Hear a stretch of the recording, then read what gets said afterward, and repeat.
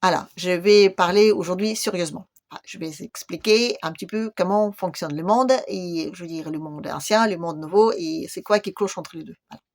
Alors, je vous demande s'il vous plaît de faire l'abstraction sur le cadre, sur ma blondeur et sur des blagues que je veux faire forcément parce que je ne sais pas faire autrement. Voilà. Mais encore une fois, ce que je veux dire, c'est très sérieux et c'est très, enfin, je veux dire, c'est voilà. Je vais essayer de synthétiser et d'aller de A à Z sans faire trop de chemin à droite à gauche, mais bon, ben, je vais essayer. Bref, je vais donc vous montrer c'est quoi qui va, c'est quoi qui va pas, et c'est quoi ces deux gros trucs qui se confrontent aujourd'hui, et nous sommes où dans tout ça.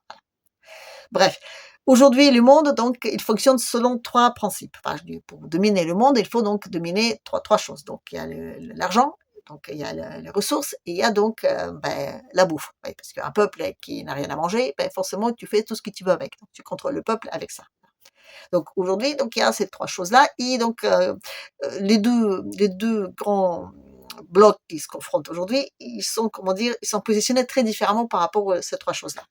Déjà, commencer le dollar. Le dollar, donc tout le monde sait que donc c'est la monnaie des réserves, donc, que tout le monde utilise pour commercialiser donc entre tout. Enfin, jusqu'alors c'était comme ça. Et c'est une monnaie qui réserve, mais qui appartient donc à un seul pays. Donc c'est pas tous les pays qui le contrôlent, c'est un seul pays, donc les États-Unis. Voilà. Donc les États-Unis, c'est donc eux qui peuvent faire tout ce qu'ils veulent avec de l'or. Ils peuvent l'imprimer tant qu'ils veulent et avec ce dollar-là acheter donc des vrais produits. Donc j'imprime le dollar, j'achète du pétrole, moi je leur donne du papier que donc j'imprime, mais eux ils sont obligés de me vendre du pétrole parce qu'ils ont besoin d'avoir ces dollars-là parce que c'est les dollars qu'ils utilisent pour commercialiser. Donc du coup je suis obligé entre guillemets d'être toujours un peu en déficit chez moi parce que j'ai besoin de filer les dollars à tout le monde, mais ça fait aussi que je ne crée pas l'inflation dans mon pays parce que l'argent que j'imprime je le file aux autres. Donc ça crée l'inflation à l'extérieur, mais ça ne crée pas l'inflation dans mon propre pays parce que l'argent que j'imprime, encore une fois, il sort. C'est à peu près le même principe qu'avec, je veux dire, le franc CFA et avec la France. Donc, c'est la France qui possédait le franc CFA, fait qui possède encore, je crois, jusqu'à aujourd'hui. Enfin, pas très longtemps encore parce que ça est en train de changer, mais enfin, c'était comme ça jusqu'à il n'y a pas si longtemps. Donc, c'est la France qui imprimait les francs CFA. Donc, ils achetaient les choses aux Africains avec l'argent qu'elle imprimait elle-même, d'accord? Et oui, ben oui, c'était une sacrée arnaque. Et donc, plus ils imprimaient, plus eux, ils avaient donc l'inflation. C'est pour ça qu'ils ont des monnaies, des pays avec je ne sais pas combien de milliers de francs CFA là-bas, parce que l'inflation, elle est exportée chez eux, et eux, donc, ils emportent tout ce qu'ils veulent pour pas grand-chose. Voilà, c'est le principe. Donc, les Américains, c'était ça. Donc, ils achetaient tout ce qu'ils voulaient, et ça leur coûtait rien. Mais, je veux dire, un truc négatif dans tout ça, c'est que, ben, à un moment donné, quand tu peux acheter tout ce que tu veux à l'extérieur, pourquoi tu vas développer ton propre industrie? Non, je dis ton propre industrie, elle va chuter un petit peu, d'accord? Donc, ça va créer du chômage, des crises, tout, machin, tout ça. Bon, c'est-à-dire que le pays ne va pas très très bien s'en sortir parce que je veux dire, parce que ben, c'est trop simple. Donc, la seule industrie qui fonctionne là-bas, c'est l'industrie d'armement. Parce que ben, le dollar, le tout puissant, il faut quand même le défendre. Mais parce que aussi, soit bonne idée que ce soit, donc les autres, ils n'ont pas toujours envie. Donc, il faut mettre des bases partout. Voilà.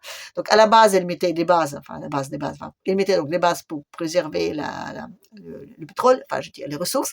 Mais maintenant, c'est plutôt donc pour préserver le dollar. Voilà. Enfin, l'un et l'autre, c'est à peu près les mêmes bases, mais le fonctionnement est différent. Parce que je dis, eux, ils ont besoin que le dollar soit accepté par tout le monde. Et quand il y a des pays qui disent, oui, oh, je sais pas, je vais peut-être pas très envie. Donc déjà, donc les sanctions, et puis après donc des bombes, on va dire démocratiques. Et du coup, les autres, ils ne mouvent pas. C'était donc les cas en Irak et c'était les cas en Libye. Donc on dit que c'est donc non démocratique, donc c'est des dictateurs. Donc du coup, on vend de la bonne petite soupe à toute la population qui y croit, parce que enfin les médias, ça appartient donc à nos amis alliés là-bas. Donc, un vrai bon narratif lequel il faut suivre, voilà. Donc, du coup ben, voilà, je veux dire, on fait disparaître, on rase les pays du carte, mais toujours avec, on dirait, une bonne conscience. Donc, c'est le principe donc, de dollar. Les principes de dollar aussi, donc non seulement parce que vous pouvez acheter tout ce que vous voulez parce que ça vous coûte rien, mais aussi ça vous permet donc de surveiller tout ce qui se passe dans le monde. À commencer déjà, donc les systèmes monétaires, enfin je dis le système de paiement, c'est le vôtre. C'est vous avez le dollar, donc c'est vous qui possédez le système de paiement, donc le switch. Du coup, vous savez tout ce qui se passe dans le monde. Ah bah oui, je dirais, deux petits pays commercialisent entre eux, donc vous êtes au courant. Donc il suffit qu'on fasse un truc qui vous plaît pas, donc on oppose donc déjà des grosses amendes. On paye des grosses amendes, donc encore une fois, ça entretient le même système là-bas, donc ils gagnent de l'argent à partir de rien. Voilà. Et puis en plus, à partir de rien, donc ils peuvent aussi donc d'imprimer, on va dire, certaines façons et donc d'emprunter et ça c'est les prêts des banques là-bas, c'est une catastrophe parce que, enfin, comment vous dire, non, ben, c'est vraiment un système extrêmement malsain. Voilà. Je vous donne un exemple. Vous êtes une banque, enfin, je suis une banque, j'ai 100 $, d'accord? 100 $ parce que les autres, ils m'ont posé 100 $ sur mon compte. Voilà. Mais donc, je peux prêter 100 $, mais je peux dire, tiens, je vais prêter 200 parce que l'un de deux va forcément me rendre. Donc, je prends pas trop de risques. Après, je me dis, tiens, ça marche, je vais prêter 100. Bon, je vais en prêter à 5 en me disant que bon, peut-être qu'il y en a un qui fera faillite, mais enfin, je dis, tant qu'il y en a 4 d'autres qui me remboursent, je gagne toujours de l'argent. Et ainsi de suite, vous voyez? Donc, à un moment donné, je vais commencer à en prêter 1000, 2000, 3000. Mais là, je me dis, tiens, ben, peut-être que c'est un peu dangereux, donc je vais mettre d'autres banques avec moi et on va donc se rassurer entre nous. Donc, je vais me assurer par les autres banques parce que si moi, je touche pas de l'argent, c'est les autres qui vont m'en donner de l'argent. Donc, du coup, ça crée une espèce de système qui fonctionne, qui gonfle, et qui gonfle, et qui gonfle, et qui gonfle, et qui à un moment donné forcément explose parce que je dis à un moment donné, quand on est en train de prêter de l'argent qu'on n'a pas, ben forcément, s'il y a une inflation, donc par exemple avec le dollar qui revient parce que plus personne n'en veut, ben les gens, je veux dire, à un moment donné, la vie est trop chère, il y a le chômage, il n'y a plus d'industrie, donc du coup, on ne rembourse pas. Et quand on ne rembourse pas, je veux dire, l'argent ne rentre pas. Donc du coup, ben, on a prêté de l'argent qu'on n'avait pas, mais que normalement, les autres, ils ont envie de récupérer parce qu'ils ont posé de l'argent sur votre compte. Donc du coup, ça fait des banques qui tombent parce que comme je me suis assuré entre les autres banques, du coup, c'est systémique. Donc, vous voyez, c'est extrêmement malsain. Donc, je dis, quand on est en train de produire de l'argent à partir de rien, c'est un peu comme Pinocchio qui met une petite pièce et qui attend qu'il y ait un arbre avec des billets qui poussent. Non, ça fonctionne pas. Enfin, en tout cas, c'est comme ça qu'ils pensent que ça fonctionne jusque-là. Et effectivement, c'est hyper cool quand vous faites, enfin, vous vous enrichissez avec plein d'argent et du coup, sans travailler. Et du coup, ça vous permet de faire tout ce que vous voulez, à commencer par acheter donc des médias et vendre donc le même narratif, le bon narratif à tout le monde en disant que c'est comme ça, que c'est démocratique et que surtout, il faut, comment dire, que la mondialisation, c'est bien parce que ça, soi-disant, ça nous permet de payer des trucs pas chers et que soi-disant, ça fait circuler les autres et que soi-disant quoi, je dirais, ben oui, ben c'est l'économie du marché et comme on le dit aussi, mais ben donc il n'y a pas de monopole. Voilà. Ça veut dire que moi, aujourd'hui, je n'ai pas le droit de faire pousser des tomates chez moi. Je suis obligée d'acheter des tomates qui viennent de très, très loin. Parce que les tomates qui viennent de très, très loin, ben, je les achète avec des dollars. Ça fait circuler donc les dollars, l'économie, etc., etc. Et surtout, et ça, c'est le point numéro 2, ça fait circuler donc par les bateaux. Voilà, ça fait circuler la marchandise. Et là aussi, c'est intéressant. Parce que qu'est-ce qui se passe aujourd'hui? Je m'écarte un peu. Donc, aujourd'hui, donc, le dollar en tant qu'une monnaie de réserve, ça fonctionne moins en moins bien. Parce que, oui, donc, au début, ils ont posé donc, des sanctions à la Russie en les sortant de système switch. Eux, ils ont dû de dire, tiens, on sent un truc comme ça. Donc, ils se sont organisés. Ils ont développer leur propre système. Donc, ce qui est fait aujourd'hui, c'est qu'aujourd'hui, les Américains ne savent pas ce qui se passe dans le monde. Donc, sortant du système switch, en faisant comment dire, des marchés, des achats, des trucs comme ça, ben, en dehors, ben, il n'y a plus de contrôle. Il n'y a plus de contrôle, et surtout qu'il y a les autres qui arrivent, donc du coup, ben, il y a un contrôle qui se perd plus en plus, on va dire, sur une grande partie du monde entier, mais il y a quand même encore toujours le contrôle par les bateaux, parce que oui, tout le commerce qui se passe par les bateaux, on peut la contrôler, parce que je veux dire, aujourd'hui, et ça, c'est intéressant, c'est plus donc les États-Unis, mais c'est la Grande-Bretagne qui rentre en jeu, parce que donc c'est la Grande-Bretagne qui contrôle presque tous les passages stratégiques marins, parce que c'est quand même un empire, enfin, même si c'est un empire, on va dire, plus en plus petit, mais c'est quand même eux qui possèdent ces points stratégique. Donc, le commerce par bateau, eh ben, c'est le report des sous. Voilà. Par exemple, quand on veut rentrer dans la mer Méditerranée, et on parle devant l'Espagne, ben, c'est pas vraiment l'Espagne qui contrôle ce petit passage, c'est la Grande-Bretagne. Donc, chaque fois, tu taxes et puis surtout le contrôle. Bon, il y a 2 points aujourd'hui qui posent de problème. Donc, il y a le point donc, de entrée de la mer Rouge dans la mer Méditerranée, donc qui est comment dire, plus ou moins contrôlé par l'Égypte, voilà. Et puis donc il y a le passage dans la mer Noire, donc le Bosphore, qui est contrôlé par les Turcs. Mais les Turcs, ils ont cette puissance-là, ils contrôlent donc leur passage dans la mer, donc Méditerranée et la mer Noire, donc qui fait que par exemple, si eux ils disent non aux bateaux, donc aux bateaux d'armée, enfin je dis aux sous-marins ou le porte-avions, ben c'est non. Voilà. Donc tant qu'ils disent non, tout va bien. Pour le moment, ils disent non. Donc, voilà. Mais encore une fois, je veux dire, ça, c'est important. C'est important de savoir que la Grande-Bretagne, elle gagne de l'argent sur le commerce mondial. Voilà. Comme les Américains, ils gagnent de l'argent sur la mondialisation aussi, parce que tant qu'on commercialise entre nous tous, eh ben, ça fait fonctionner le dollar et cela rapporte de sous à eux. Donc, besoin d'avoir une mondialisation. Voilà. Alors, la France dans tout ça. Ben, figurez-vous que la France, donc au début, bon, Juppé, génial, donc ils ont tout délocalisé. En délocalisant, donc soi-disant, on va payer des trucs pas chers, etc. Mais surtout, donc, ils ont transporté le germinal, quoi, je veux dire, travailleurs, travailleuses, on Vospoli, on Vaumont, tout ça, là-bas, d'accord? Donc, aujourd'hui, en France, aujourd'hui, on fabrique pas. Mais on vit quand même grâce à au marché et à la spéculation. Oui, ben, c'est important parce que je veux dire, c'est la Grande-Bretagne qui ont une idée géniale d'inventer la bourse et donc les marchés. Les marchés, c'est la Grande-Bretagne. Les Américains, donc c'est le dollar et c'est donc des armes.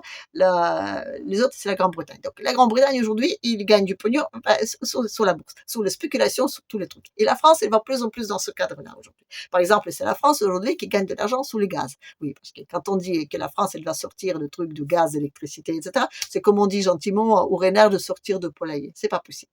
C'est la France aujourd'hui qui reçoit le plus grand gaz, donc qui arrive par bateau et donc par la suite. Voilà, je dis, parce que les prix de gaz, voilà, c'est des prix spot. Sur une journée ou sur une semaine. La spéculation sur les ressources premières, c'est génial. Et donc, plus il y a de crises dans les ressources premières, plus on va spéculer dessus. Puis nous, étant donné qu'on a un pays qui ne produit plus rien, on s'en fiche de ressources premières. Voilà. C'est d'ailleurs aussi la raison pour laquelle on est beaucoup plus intéressé aujourd'hui donc par les pays donc qui sont autour de la Russie plutôt que notre ancien précaré, je veux dire en Afrique. Oui, parce que là-bas, on était intéressé par les ressources tant qu'on avait à quoi faire avec, tant qu'on produisait. Peu comme aujourd'hui, on ne produit plus rien, donc on les laisse entre guillemets un petit peu tranquilles. Donc les petits coquins, ils sont en train de sortir de tout ça et se développer. Non, encore une fois, on est en train de plus regarder de l'autre côté. Et pourquoi?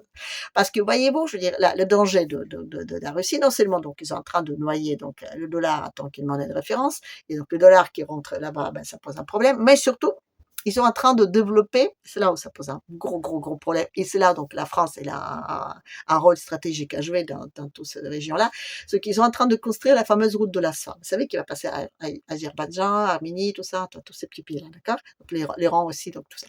Donc du coup, ben, c'est pour ça que la France, il est là-bas, tous les intérêts. Donc par exemple, ben, la présidente de Géorgie, donc elle a une double nationalité, elle est française et elle est géorgienne. Donc on a maintenant énormément donc de biens, des aides, à commencer par l'armée. Donc on est en Arménie et donc on est en train de créer des liens avec Azerbaïdjan et tout ça. Pourquoi? Parce que je veux dire, encore une fois, plus il y a de tensions dans toute cette partie-là de la Terre, plus il y a de difficultés de créer justement des passages terrestres pour aller vendre des trucs.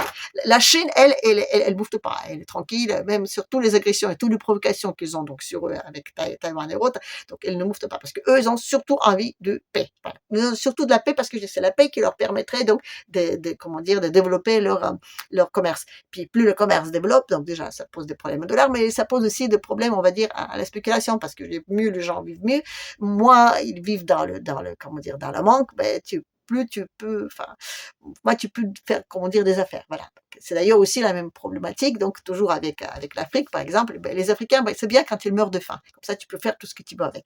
Voilà. Donc aujourd'hui, on a imposé aux Africains ben, la monoculture. Voilà. On leur dit, ben, aujourd'hui, tu fais fabriquer dans ton pays juste de cacao ou de bananes. Voilà. Tu n'as pas le droit de faire monoculture, donc tu n'as pas le droit de te nourrir toi-même, tout comme la France, d'ailleurs, la même chose. Et en France, on a fait tellement disparaître donc, l'agriculture. Pourquoi? Parce que comme ça, la France, elle est dépendante de la bouffe de l'extérieur. Voilà. On n'a pas le droit de bouffer nos propres tomates. On va bouffer des tomates qui viennent de l'extérieur. Comme ça, du coup, si un jour on n'est pas sage, on coupe l'arrivée des tomates. Voilà. C'est pareil avec l'Afrique. L'Afrique, vraiment, on a essayé tout. En fait, et la bouffe, c'était le point le plus important. Donc, j'avais des vaccins, il y avait donc des poulets transgéniques. Oui, c'est en France, c'est en Afrique, une fois que je mangeais une omelette avec des jaunes d'œufs qui étaient blancs. Voilà. Donc, c'est les Africains qui m'ont dit. Donc, c'est grâce aux mecs de Microsoft. Donc, ils sont en train de manger des poulets transgéniques. Donc, non, l'Afrique, c'est un terrain sur lequel, c'est comme, je veux dire, c'est bien, vous pouvez avoir donc, des petites souris dans une cage, donc, de vous entraîner là-dessus, donc, avec des médicaments, les vaccins, la bouffe et tout ça, ou vous pouvez avoir l'Afrique. L'Afrique se servait un petit peu à ça. C'est un peu dégueulasse, mais voilà, c'est un petit peu comme ça. Après, on explique que les Africains, enfin, je veux dire, on n'est vraiment pas gentil avec eux. Voilà. Donc, aujourd'hui, donc les Africains, tant qu'ils ont faim, ça va. Sauf que là, les Russes, encore les salauds, hein, ils sont en train de mettre au point un truc pas très cool. Donc ils mettent au point donc une bourse de blé. Voilà. C'est comme une banque, comme une FMI, mais avec du blé. Les pays donc qui ont besoin de blé, ben, ils sont sûrs qu'ils peuvent toujours trouver du blé là-dedans et au prix très raisonnable. Ça veut dire que maintenant, ben, les autres, ils peuvent plus spéculer sur le blé. Alors que spéculer sur le blé, c'était génial parce que on détenait l'Ukraine, je dis, on détenait le blé et une fois qu'on détenait le blé, on pouvait spéculer avec, c'est nous qui détenions. En détenant la nourriture, on détient le prix qu'on peut vendre. Donc là, on détient tout le monde. Si la Russie aujourd'hui, ben, comment dire, elle continue à commercialiser avec l'Afrique au prix juste, ça va pas. Et surtout, ce qu'ils font des salauds là-bas, ils font ils font des emprunts aux Africains, mais c'est pas les mêmes emprunts que, par exemple, avec, je dirais, l'Occident. Voilà, parce qu'aujourd'hui, l'Occident a dit oui, les Chinois, les Russes, ils sont intéressés par des ressources africaines. D'accord, je vous explique. On prête de l'argent aux Africains, mais on met directement tout de suite au point les modes de remboursement. Parce qu'on dit, voilà, on vous prête ça, vous allez rembourser avec ça, ça et ça. Donc les Africains, ils savent exactement où ils sont. On parle de remboursement de la dette, de l'argent qu'on prête. On n'a pas en train de leur dire, je te donne de l'argent, on verra par la suite. Je te donne, il n'y a pas de souci, tu verras. C'est comme ça qu'on a fait avec la France. On l'a donné, sauf qu'à un moment donné, on dit, stop, là, effectivement, tu es suffisamment endetté, donc là, il faut plus te penser à rendre. Et là, donc, tu peux pas rendre, donc on te dit, tu vas faire ça, tu vas faire ça, tu vas faire ça, tu vas faire ça, et tu mouftes pas. Voilà. Donc la Russie aujourd'hui, il dit non, on ne veut pas ça, on veut savoir exactement d'où jusqu'où vous y allez. Et pour être sûr qu'ils vont rembourser vos dettes, on va vous aider justement de vous développer pour être dans la capacité de la rembourser la dette. Donc aujourd'hui, l'Euroscope, non seulement il est chinois aussi, non seulement donc il prête de l'argent, mais surtout elle aide aux autres de se développer pour devenir plus en plus riches, pour pouvoir commercialiser avec. Oui, parce que les autres, ils veulent que les pays se développent pour commercialiser avec. Et pour que le pays se développe, il faut que ce soit dans la paix. Donc, que ce soit les Russes, que ce soit des Chinois, je dis même que ce soit les Iraniens, ils sont dans l'intérêt de la paix. L'Occident, non, parce que quand il y a donc les guerres, quand il y a donc des crises, c'est là qu'ils gagnent de l'argent. C'est normal, hein.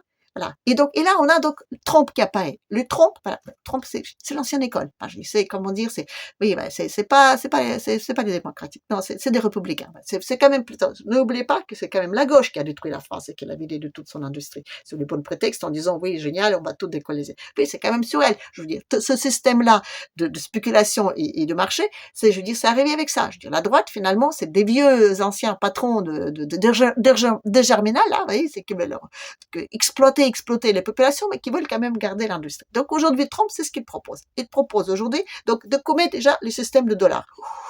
Alors là, le mec, là, il a mis un gros truc derrière son dos, là, en disant, tirez par là. Moi, le mec, il est toujours en vie. Moi, je dis, il a un sacré ange gardien. Parce que lui, aujourd'hui, qu'est-ce qu'il veut faire? Il veut déjà nationaliser la banque de là-bas, fédérale. Non, mais il est fou, ce mec, il est fou. Qu'ils vont nationaliser, ils vont couper le truc de dollar. Il veut dire, les dollars, voilà. Ils vont dire, c'est plus notre monnaie des réserves. Voilà. Donc, c'est toujours votre problème. Ceux qui ont des dollars, mais tant pis pour vous. Nous, on va couper ça parce qu'on veut plus de dollars qui rentrent. Voilà. Et on va donc essayer de développer notre industrie. Pour développer leur industrie à eux, ils auront besoin de ressources. Pour ces ressources-là, alors, ils auront besoin de garder, donc, les trucs voilà, je veux dire, autour d'Israël. Donc c'est pour ça qu'eux, ils sont pas du tout intéressés de la guerre de l'Ukraine, mais ils sont intéressés de la guerre en Israël. Parce que je dis là-bas, ils ont besoin de continuer de puiser des ressources tant qu'ils veulent, parce qu'ils veulent se réaliser.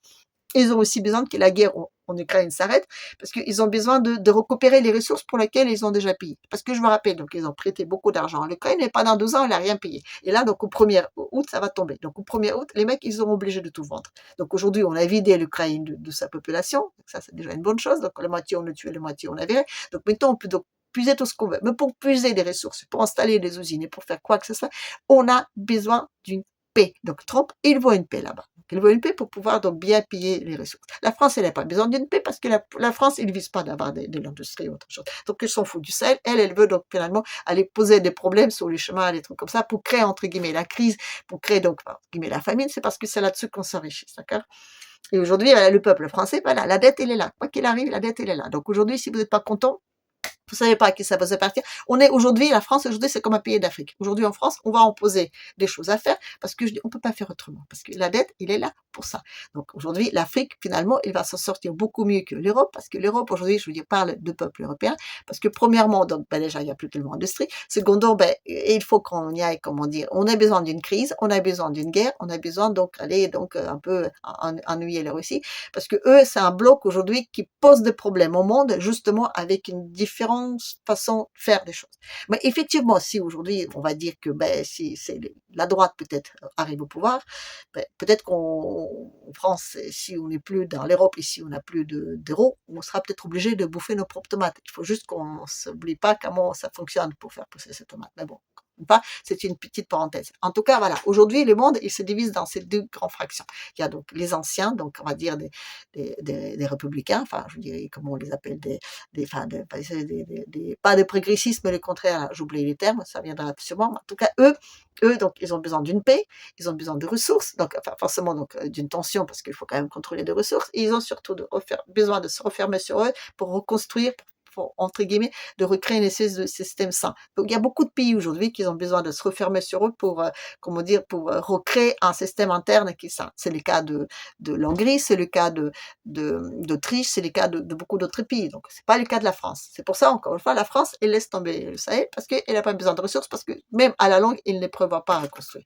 Donc demain, qu'est-ce qu'on va avoir? On va avoir peut-être Hollande comme le premier ministre, parce que elle est socialiste, elle fait partir de bloc de trucs. Donc on va renégocier, on va faire des trucs et on va continuer dans le même sens. Et on va aller donc faire la guerre en Russie, parce que le plan de guerre là-bas, ça y est, il est déjà tout fait par des...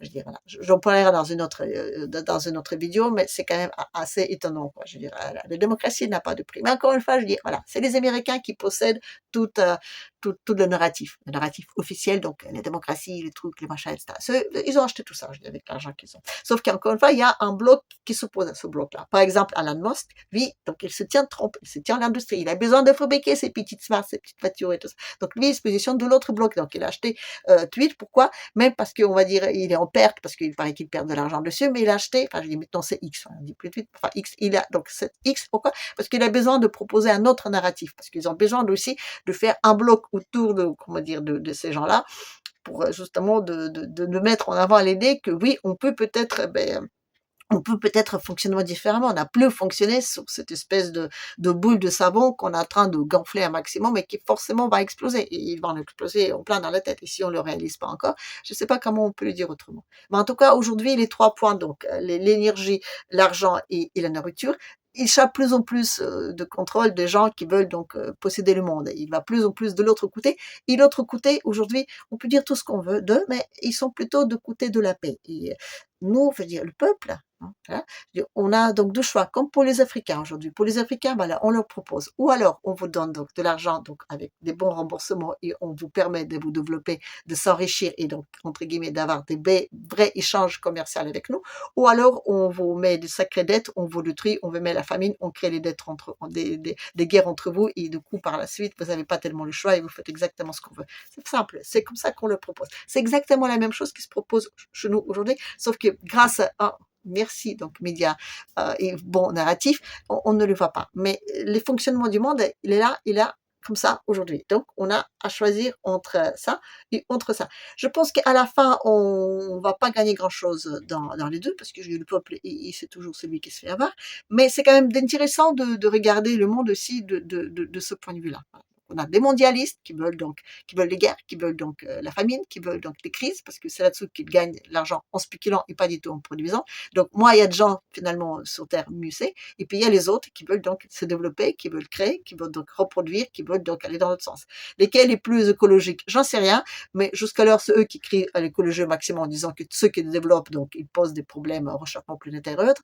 Moi, je vous rappelle encore une fois, rien n'est plus polluant qu'une guerre. Voilà. Et donc, on n'a pas inventé des chars électriques, à mon avis, et il faut pas qu'on croie à tout leur bombard. Voilà. Allez, sur ce, je ne sais pas si j'étais claire, voilà, mais je l'espère. J'ai essayé de synthétiser au maximum de tout ce petit bazar. Je vous dis, n'hésitez pas de liker, de j'aimer, de partager et tous les soins. Et donc, la prochaine fois, je vais donc essayer de parler de comment est-ce qu'on va donc aller faire la guerre au Roscoff. Oui, parce que ça y est, le plan de l'OTAN, il est prêt, donc on aura bien 3 fronts, on a bien dispatché des rôles pour tout le monde. Donc, oui, la France, on est bien là-dedans, ne vous inquiétez pas. Sur ce, à la prochaine.